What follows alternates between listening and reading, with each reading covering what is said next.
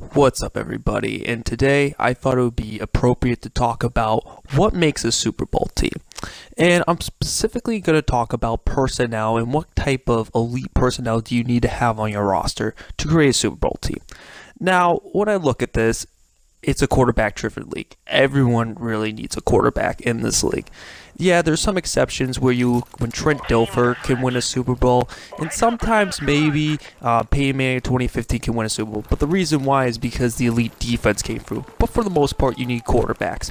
Tom Brady, he has 5 Super Bowl rings. Eli Manning, when he played well, he got 2 Super Bowl rings. Ben Roethlisberger has 2 Super Bowl rings. Peyton Manning, 2006, won his team a Super Bowl. Russell Wilson, Joe Flacco, not bad players either, win the Super Bowls too. And so when I look at this, you definitely need quarterback play. The only time you really don't need quarterback play is when you have a superbly elite defense. And I'm not talking about just a good defense. A defense that's all-time great. The 2000 Ravens, all-time great. And when I look at the 2015 Broncos, they're definitely an all-time great team. Now, the next important part of building a Super Bowl team is pass rushers. No matter what, I always view pass rushers as important to Super Bowl teams. And even teams that maybe don't have the best pass rush statistically, usually in the postseasons they come through. When you look at Trey Flowers for the New England Patriots, he wrapped up 2 sacks in the Super Bowl. Dante Hightower wrapped up a sack in the Super Bowl. And since it's a quarterback-driven league, you need someone to sack the quarterback and put him on the down, because they're just going to eat you up all day. The rules for the passing game are completely outrageous about how unfair it is to defensive backs out there that you just need to rush the passer. And there are examples of it is Von Miller, of course, and then you have Michael Bennett of the Seattle Seahawks. Then you had Terrell Suggs of the Baltimore Ravens. You had the New York Giants' entire D-line with O.C. Uemura, Justin Tuck, Jason Pierre-Paul. Before that, you had Clay Matthews. And you just keep going down the list. There's full of pass rushers. New England Patriots had Richard Seymour. And the Steelers had James Harrison. And when the Colts won their Super Bowl, they had Dwight Freeney and Robert Mathis. So you do need pass rushers in the league. And you absolutely need them. I think pass rushers are more important in this league than cornerbacks, because when I look at this at the end of the day, people would say cornerbacks are more value or that quarterbacks are way more valuable than pass rushers, but I think pass rushers are just as valuable as quarterbacks sometimes. Then, for the next list, you actually be quite surprised. I'd look at safety play. Now, hold on for a second. What I mean about safety play over cornerback play is because look at the teams that have won the Super Bowl in recent years. They've all had great safety play. Let's look at the New England Patriots. They have Devin McCourty. Year before that, the Denver Broncos had T.J. Warren, Darian Stewart.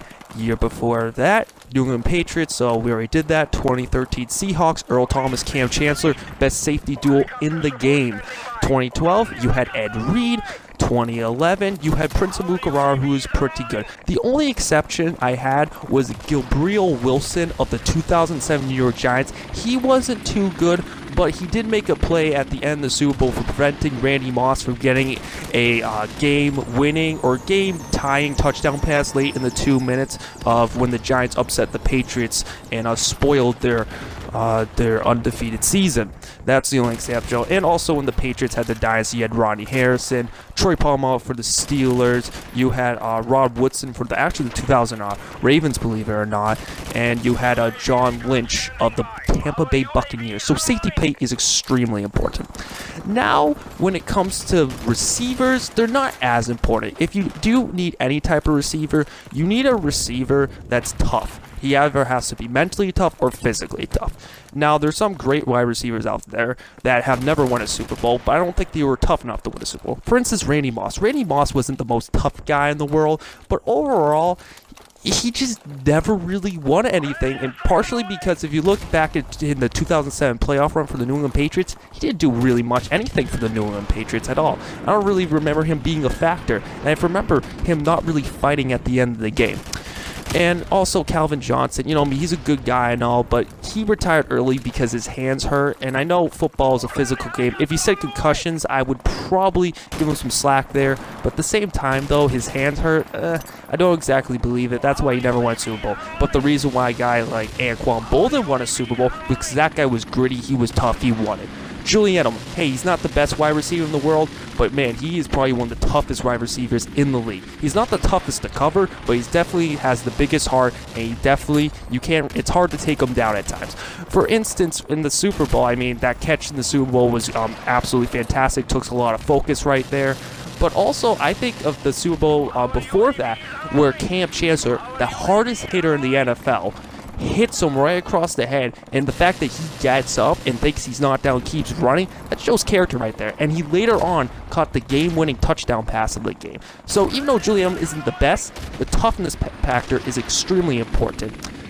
Now, when it comes to run stuffers, I think some teams, for the most part, I think you need to stop the run, because there's going to be times where you're going to be trailing in a game where teams are going to run on you, and I think run stuffers are kind of important. They're not exactly ideally important, but at the same time, though, you can need them, but you don't need them. Like the 2006 Indianapolis Colts didn't really need a great run stuff. They were last in the league, but they still won the Super Bowl. But eventually they had to get the run stuff together when they had Bob Sanders playing back there, another safety I forgot, who was able to stop the run. So you're going to need to stop the run every now and then. The Patriots had Teddy Bruschi to play the run well. The Seattle Seahawks had Bobby Wagner to play against the run. New England Patriots, Dante Hightower.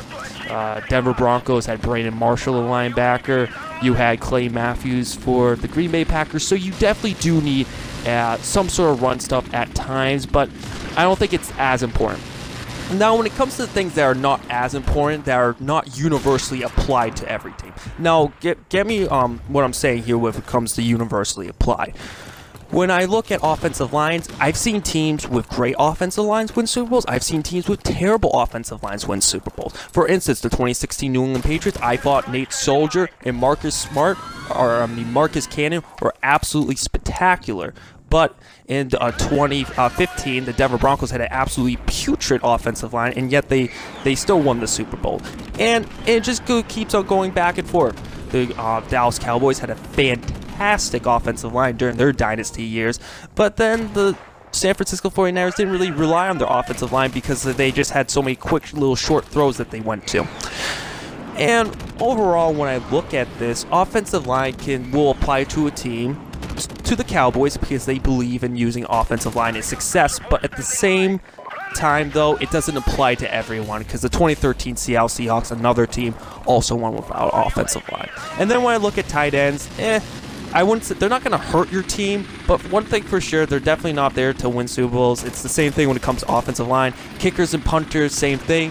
And running backs, you don't really exactly need them too much. In some cases with offensive line, when I mean they really don't matter to a team, it doesn't universally apply to every team. Now, to some teams, running the ball does matter. Dallas Cowboys, it does matter. And when it comes to cornerbacks, I would say cornerbacks kind of matter too. That's another thing I forgot. But if you want to have a dynasty, you need to have a shutdown corner. But overall, when it comes to building a team, what matters most is quarterback play, pass rush, and safety play are the three most important part of the personnel. Alright, hey guys, thanks for watching the video. Please rate, comment, subscribe. Also, give me the thoughts of this new setup I've used for my YouTube video. And I thought it would be a pretty good idea. I think it would be more entertaining. So, alright, have a nice day, guys.